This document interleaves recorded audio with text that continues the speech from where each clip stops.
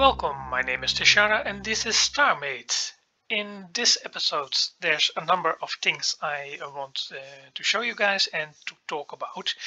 So bear with me, but we're going to start with the Royal Vader Challenge. As you can see before me, we have two new entries for this challenge. And I will link the videos of JW608 going through these ships down in the link below. The first one over here, that's the last entry that we have, is built by Doc, and this one is built by Surrender Slayer. And both are very different takes on what is basically the same type of ship, and going in a very different direction. This is more the actual Star Wars theme, and it actually is a very small carrier, as you can see on the rail box. So it's got some ships in here, and Sven's ships looks well, very militaristic in my opinion, but it actually is a dedicated cargo ship. And one of the main features I liked a lot was this forklift that he had in his hull, and it's got some interesting systems as well. But for more details, just go watch the videos themselves. Doc also made his own video on this ship, a very thorough walkthrough and explanation of all the systems and all the real features this thing has. So if you're interested in that, you can watch that through the link below as well. And of course we have my own entry. Yeah, I still am tinkering with this model a bit more. You did some small changes, so I updated this on the docs this week as well. Especially made some changes to the engine setup, smoothed it out a bit and integrated it into the main hull a bit more. I quite like how this turned out.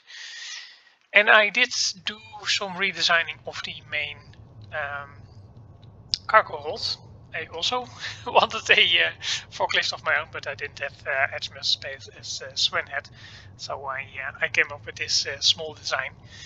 And I added this additional cargo elevator. So if you're using the main cargo elevator, then you can use this one, for example, to get to and from the ship for personnel, instead of using the regular cargo elevator. And this also filled in nicely this particular spot in the belly of the ship. Some additional changes I made as well is to the area over here. This is now with a proper door. Engineering or work area, whatever you want to call it. Put in some more machinery, and if you open this, this computer over here, this is for a tech beam I implemented in the front here, as you can see here, a repair beam. So now this ship is actually a proper workhorse for work in a shipyard or something like that. So it's small changes like that. Something you're not being able to see from the outside of the ship, well, a little bit. I added some small antennas, things like that. Is that this system now, of this ship, has now a scanning system. To be precise, a cargo scanning system. I thought it was appropriate to add that to this type of ship. So I think I've got basically every function in this ship now that's not combat related, because I really didn't want this to be a combat ship. It can be, of course. The ship built by Doc is far more combat orientated than any of the other ones. I also did some experimentation with some add-ons. For example, this one, as you can see here with this yellow connection bit over here. This can be connected to the same over here instead of the cargo containers, and this will turn your ship into a very basic miner. It's got a decent mining setup. It's 5 of those barrels, and then it's in a checkerboard system, and then behind that is again on the green spaces also a checkerboard for 5 of those barrels, so it's completely filled with beams. And it does a decent job mining out asteroids. And then if you dock it, you can basically set it up so it can be linked through activating through a remote signal. And that's why I wanted the remote signal in my main ship, this one over here. So you can use this to activate this and then start mining, and then the cargo will automatically be transferred to the main hold of the ship itself. So that's basically add-ons you can develop to turn this ship into something else, basically giving it a different task. Yeah, but not something I will include in the blueprint itself. This also lets me on a bit of a wild goose chase of what I wanted to do next, because I had so much fun with this building challenge. I came back to this ship. This ship featured very briefly in my Royal Freighter Challenge video as well, as one of the competing freighter ships that I wanted to buy. I realized this is already a very old build, sort of.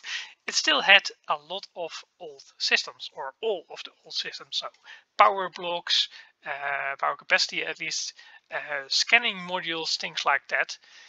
So I basically thought I need to do something with this. And I am very slowly converting older builds to newer systems. And I thought it was time to do this one as well. So let's hop into this ship here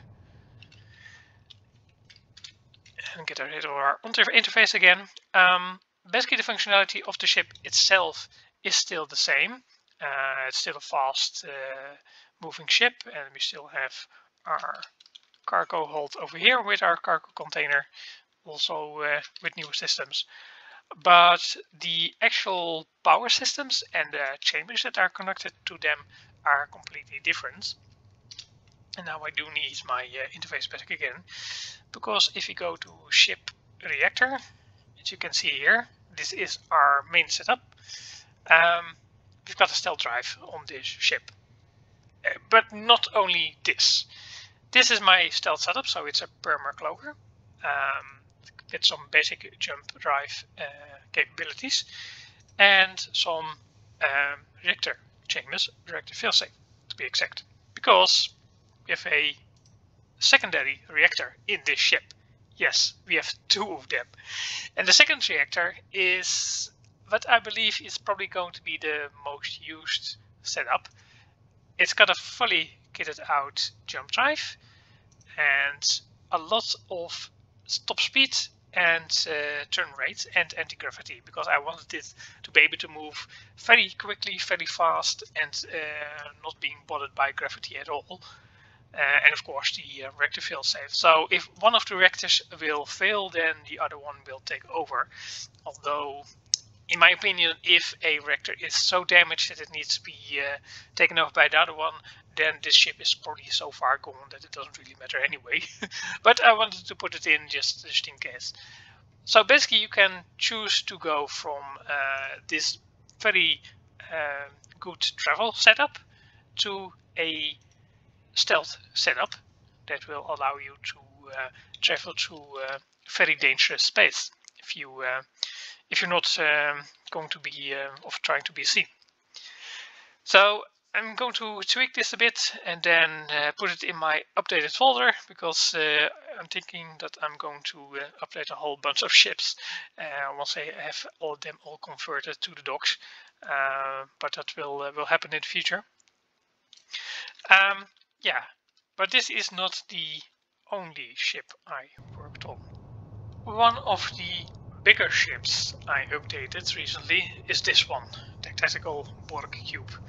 I started this build basically after quickfire, no, not quickfire, after the new power system was implemented, because I wanted to test out how these systems worked, and I didn't want a very complicated shape for my ship, so a cube it was, and cubes automatically in my mind are Borg cubes, so that's why I built it in the first place.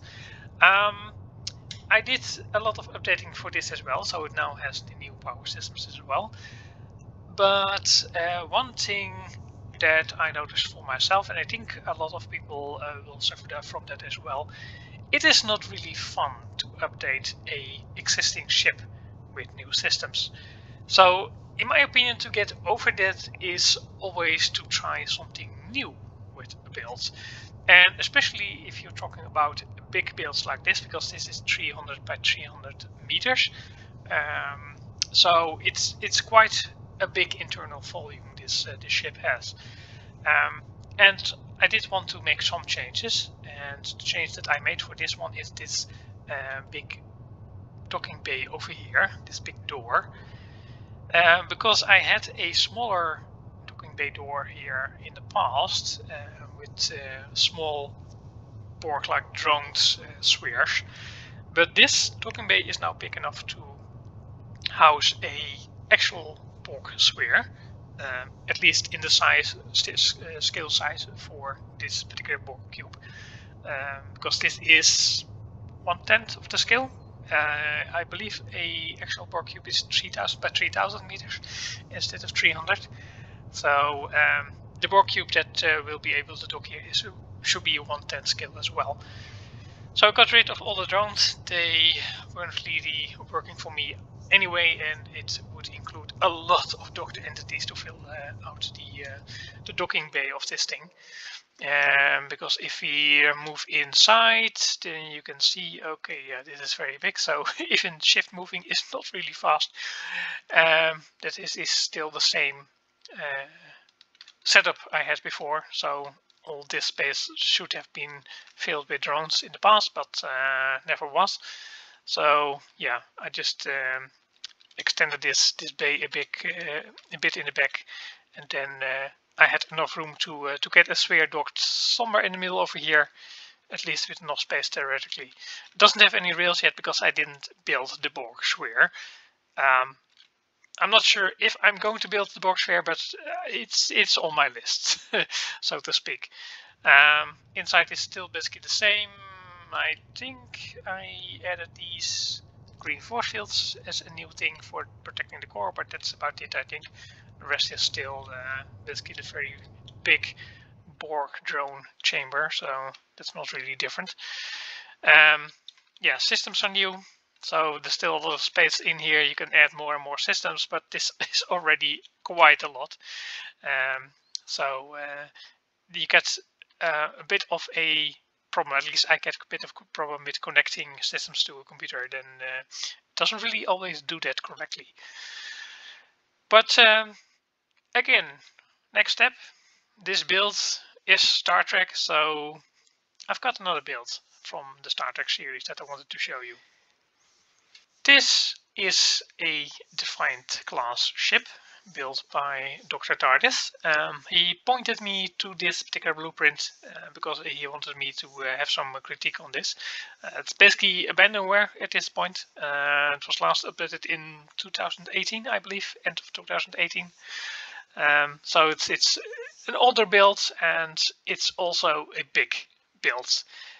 Because this version of the ship, if you look in the interior, looks basically to scale, but the exterior itself is about 300 meters in length, and I believe that the original Defiant should be about 170. So don't have me quote me on that, but that's what I googled real quickly. So this is basically a upscaled version of the Defiant, but very well done for the getting the shape into the hull plating, because that's one of the main difficulties with these types of ships. But why I wanted to talk about this ship a bit, because it's very difficult for me to give critique on ships like this, because it is a replica of a existing ship from a show. So you can't say, okay, you have to do this armor plating differently, or you can do this particular detail differently, because you're basically constrained by what the canon of the show tells you how this ship looks and operates. I will say, however, that usually when I see people abandoning a build, it's a matter of skill. Like I said, this is a very big build, and this is a build with older systems as well, so older power. Sometimes you have just bite the bullet and remove all the old systems and start from scratch. And I also added a nice little reference here. This is the crew. Usually a Defiant has a crew of 50, so that's crew and officers included. Yeah, this is to scale, so 2 blocks high is an astronaut. Yeah, this is a very big ship. Even with, if you halve the ship to a bit more than half, it's to 170 meters, that's still a very big ship for only 50 people. You just don't realize how big a ship sometimes is within StarMade, because you can build so big. It's also sometimes surprising for people how much time changes can take if you have such a big build. The way that Dr. Tardus started building this ship, or was building this ship, is quite interesting. It is not something I do myself, but it basically looks like it's exploded because you have all those floating elements around your ship. So basically what he did is build certain elements that he wanted, for example this interior bit, and then copied it over and placed it in the interior when he went where he wanted it to go. So it's over here, for example. So this basically allows you to very detailed build a particular piece that you want, and then add it where you need it. For example, these things as well. They were all copied from what was done on this side, I believe. Yeah, over here. So this is mainly power by the looks of it. Yeah, it's filled with power, old power capacity. So that's quite a nice way to do it as well. It wouldn't be exactly the way I would do it, but it is a very good way to go about it. The only advice I can give for a build like this is just put it into different categories or chop it into parts, basically. So if you're working on the ship, only, for example, work on your hull for a certain amount of time. Try to get that complete the entire shape. Now, most of it is already done for this particular build, but there's still some areas that need to be touched up or have plating in place, especially here in front. I think he already did something similar, but yeah, this is basically the only thing you can do with a big build like this, especially with the interior, because I don't see any deck layouts in here specifically. Well, there is some.